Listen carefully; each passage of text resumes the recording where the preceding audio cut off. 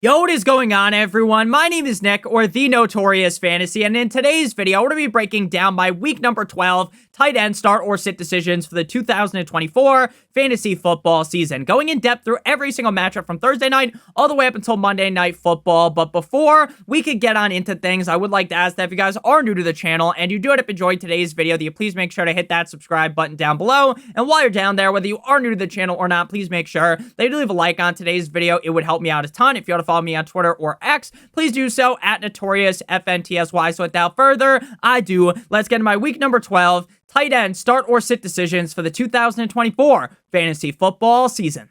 We begin with Thursday Night Football, the Pittsburgh Steelers at the Cleveland Browns. Now, for the Browns, David Njoku is off of the injury report, so there is no need to worry about him missing this game with the knee injury. He was the tight end 4 last week with 9 receptions on 9 targets for 81 yards, which is very crazy considering 9 times 9 equals 81. With the crab leg Steeler, famous Jameis Winston under center, I believe that David Njoku belongs inside of the top 6 and is a clear top 6 tight end in this matchup up against the Steelers. Now, being a clear upper echelon start is not the case for Pat Freiermuth. Now, Muth was the tight end 33 last week up against the Ravens in a game where the Steelers offense really didn't look good at all. Freiermuth's targets are not very good anymore, with 3 or fewer now in 6 straight games. The only reason why you would be starting him is because you are desperate. There are 6 teams on bye, and you are praying for a touchdown here for any value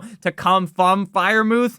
Now, he is a bottom of the barrel tight end, in my opinion. He's in the tight end 16 through 18 range, but hopefully because it's prime time and it just seems like on prime time, the random tight end score.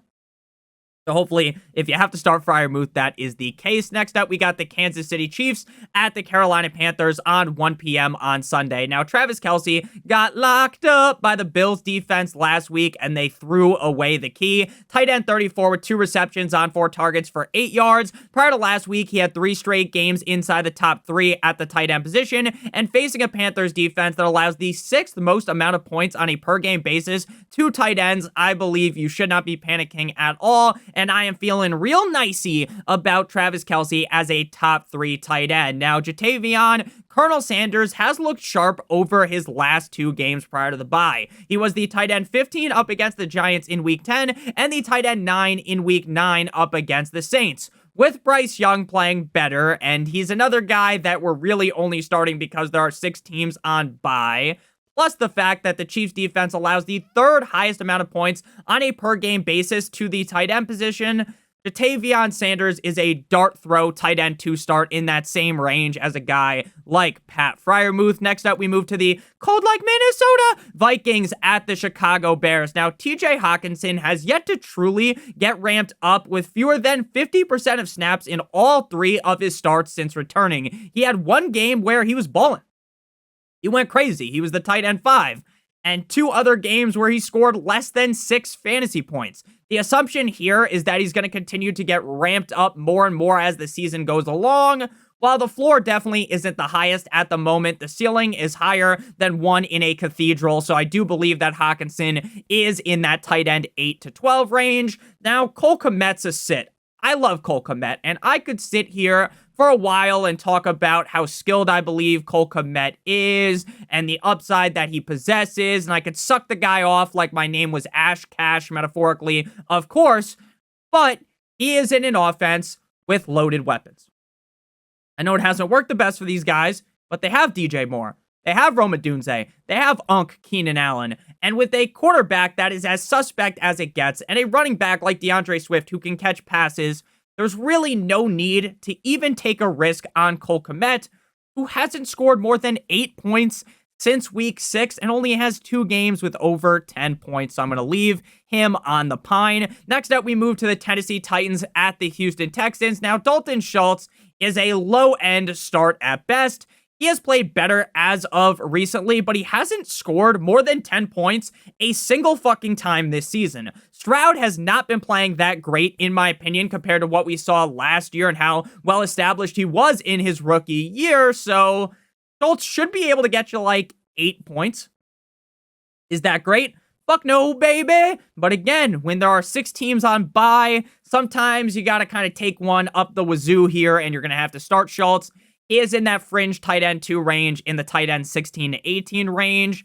Now, Chig Okonkwo hasn't done anything this season of note. I am someone at one point in time that was a huge believer in this guy. And deep down, honestly, I kind of still am. But when you constantly don't score 5 fantasy points, what is the argument to be made for him? Like, sure, Levis, the mailman, is playing better. But even with Levis playing better, and even when Rudolph was playing all right, Chig was still busting at a rapid rate. Pause. So you gotta leave him on waivers. Next up, we got the Detroit Lions, the Big D, going up against the Indianapolis Colts in Indianapolis. This is our Colts. This is our team. We bleed blue. Now, for the Colts, there is this famous saying that goes something like this. If you have 2 quarterbacks, then you have none. Well, the Colts have 3 tight ends that they use consistently. And while I would love to have 3 tight ends that I use consistently, in fantasy football, there is no reason to play the guessing game here, especially when neither of them are really clearly the guy over the other. Kylen Granson, I guess, is the most notable of the 3. But if Kylen Granson had 0 targets in this game, I wouldn't be shocked at all. For the Lions, Sam Laporta has been incredibly frustrating to watch this season. Based on where we had drafted him, he is one of the biggest busts on the season. He has still had some solid games, I getcha, but when you drafted him as either the tight end 1 or the tight end 2, maybe you got real lucky and he came, and I guess it wasn't really lucky, you kind of got fucked in the ass by it, but oh, maybe he fell to you as the tight end 3, right? So you either drafted him tight end 1 through 3, right? And when you've put up just 3 games with over 10 fantasy points, you are a complete and utter disaster. Last week, Laporta missed with the shoulder injury, but based on what I have read, the expectation is that he's good to go this week. The Colts allowed the 5th highest amount of points to the tight end position, so Laporta is worth playing as a high-end tight end 2, low-end tight end 1, but there is no reason to talk about him with any sense of confidence. Next up, we move to game number 6, the New England Patriots at the Miami Dolphins. Now, Jonnu Smith hit the Raiders so hard last week that they won't be able to walk straight for the next 3 to 5 business days. Jonnu Smith put up 28 PPR points as the tight end 3, 8 targets, 6 receptions, 101 yards, shout out to Zoe, and 2 touchdowns. Now, pretending like this is going to happen again would be absolutely foolish. But with how much volume he sees, getting 6+ targets in 5 of the last 6 games, even if he folds like a cheap suit here in this game and doesn't play as well, he should still be able to be a low-end tight end 1, and that is where I got him on the week. Now, Hunter Henry has been playing real solid with Drake May under center. This should be a game where the Patriots are trailing, and they need to throw the ball a ton to get back into the game. Now, the Dolphins' defense normally gets gashed by tight ends, right? We saw it last week when big cock Brock Bowers, that would be a sick name too, Brock Bowers destroyed us. He destroyed the Dolphins, right? He had a humongous game. We're going to be talking about that when we get to the Raiders later, right? The Dolphins defense, no bueno against tight ends, right? Henry is coming off of a top 8 performance up against the Rams where he was 6 of 9, very nice, I like, with 63 yards. And based on what we have seen with him and Drake May, I feel good about a low-end top 10 finish, so in that tight end 8 to 10 range. If we had to rank both these guys, I think I would have Henry ranked slightly ahead of Jonnu Smith. Next up, we move to game number 7, the Tampa Bay Buccaneers at the New York Football Giants. Now, even with the return of Mike Evans, Cade Otton is still going to get his, right? 4 straight games with 8 or more targets, and 3 out of those 4 games, he was a top 5 tight end. Volume is key at the tight end position, with so many tight ends just struggling to get a couple of targets every single game. So if Otton is able to get 8+, maybe you want to retract that, 6+ again, he jumps off the page as a top 6 option, especially with how Baker Mayfield has been playing.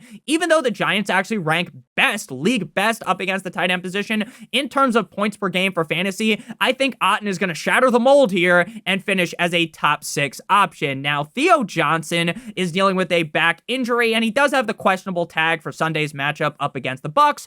Theo had 6 targets in back-to-back games and has been finishing decently well. He has one game inside the top 12 on the season recently and just one total on the season. With the quarterback change from Danny Dimes to Tommy DeVito, the Italian stallion, Tommy Cutlets, this could potentially derail the positive momentum that Theo Johnson has gained. So I'm not going to be able to king him just yet with the quarterback change. So keep your eyes on him. I think he could be a waiver wire add if he performs with DeVito, but as of right now, he's definitely a sit. Next up, we got the Dallas Cowboys at the left. Hands up. Who are we? The Commanders. But before we break down this game in depth at the tight end position, I would like to give you guys a quick word for our friends and our partner over at Underdog. Now, if you're brand new to Underdog, it's sign up using promo code Notorious or by clicking on the link in the video description. You will get your free pick, which tonight, Thursday Night Football, famous Jameis Winston, higher than half a total yard. Plus, you receive a first-time deposit offer of up to $1,000 in bonus cash. Now, you might be watching this on Friday or on Saturday or on Thursday night after the game already kicked off. So if you are new to Underdog and use promo code Notorious, you'll receive a different NFL player higher than half a total yard or an NBA player higher than half a total point. You match that with any other player playing in the NFL, not on the Cleveland Browns.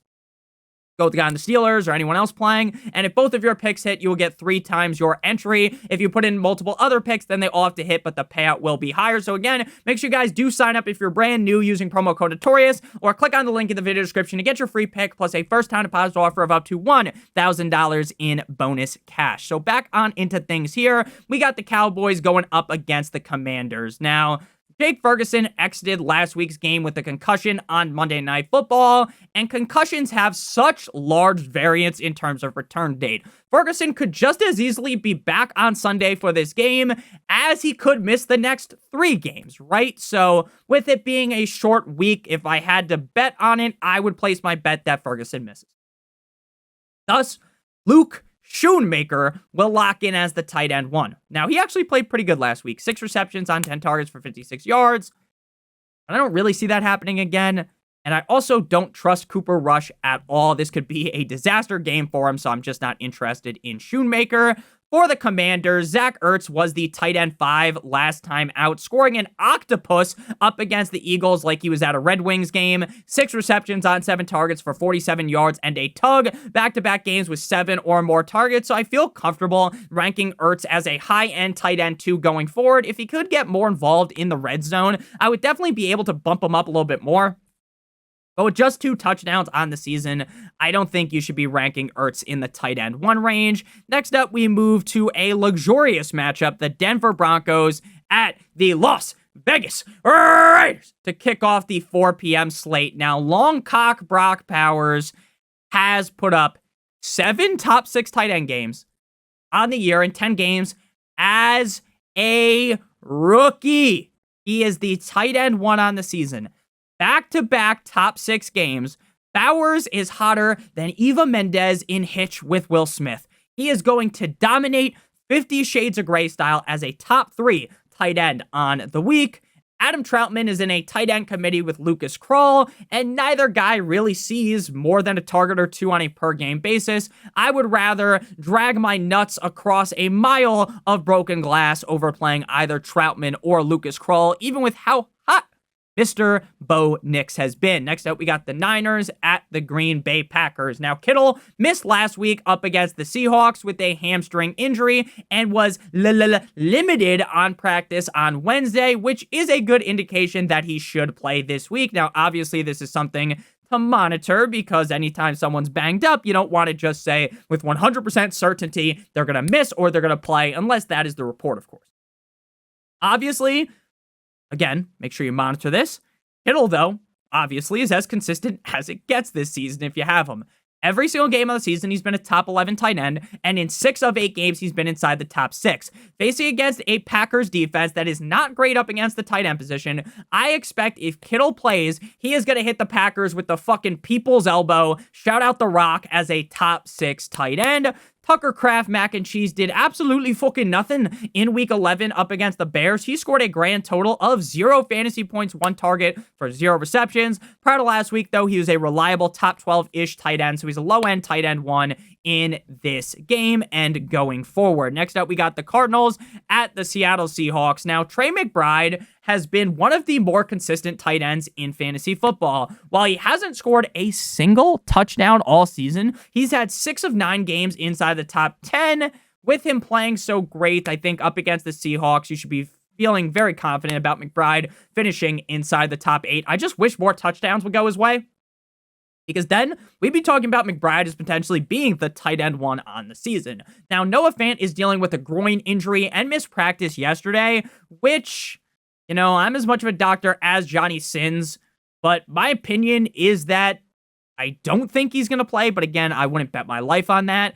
Fant has missed now 2 games with the bye week sandwiched in between like an Oreo. So if he, like the Oreo filling. So if he doesn't come back this week, I would just think next week makes sense.